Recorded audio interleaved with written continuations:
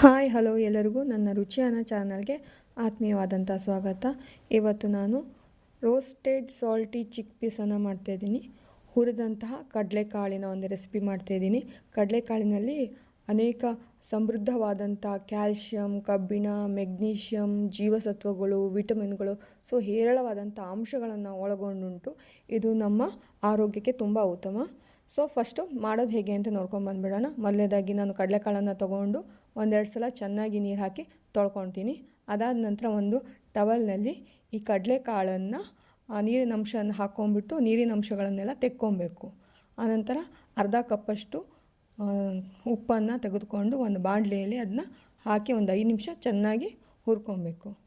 5 ನಿಮಿಷ ಉಪ್ಪು ಚೆನ್ನಾಗಿ ಬಿಸಿ ಆದ ನಂತರನೇ ಈ ಒಂದು ಕಡಲೆಕಾಳನ್ನು ಹಾಕಿ ಹುರ್ಕೊಬೇಕು. ಈ ಕಡಲೆಕಾಳನ್ನು ನಾನು ಟವಲಲ್ಲಿ ಹಾಕಿ ಅದರಲ್ಲಿರೋ ನೀರಿನ ಅಂಶನ ತೆಕ್ಕೊಂಡಿದ್ದೀನಿ.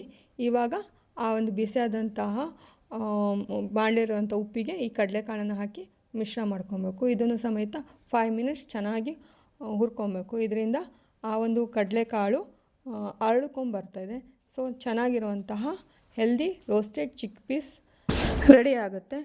ಇದನ್ನು ನಾವು ಮಕ್ಕಳ ಸ್ನ್ಯಾಕ್ ಬಾಕ್ಸಲ್ಲಿ ಹಾಕಿ ಕಳಿಸ್ಬೋದು. ಸುಲಭವಾದಂಥ ಸಾಮಗ್ರಿಗಳು ಮನೆಯಲ್ಲೇ ಲಭ್ಯ ಇರಬೇಕಾದ್ರೆ ಇದೊಂದು ಸಲ ಟ್ರೈ ಮಾಡಿ. ಪ್ರತಿಯೊಬ್ಬರು ಇದನ್ನು ಟ್ರೈ ಮಾಡ್ತೀರಿ ಅಂದ್ಕೊಂಡಿದ್ದೀನಿ. ಸಂಜೆ ಮಕ್ಕಳಿಗೆ ಬೇಕಾದಾಗ ಇದನ್ನು ಮಾಡಿಕೊಡಿ. ಇದರಲ್ಲಿ ಹೇರಳವಾದಂತಹ ವಿಟಮಿನ್ಸ್ ಅಂಶಗಳಿರೋದ್ರಿಂದ ಮಕ್ಕಳಿಗೆ ತುಂಬ ಖುಷಿ ಆಗುತ್ತೆ.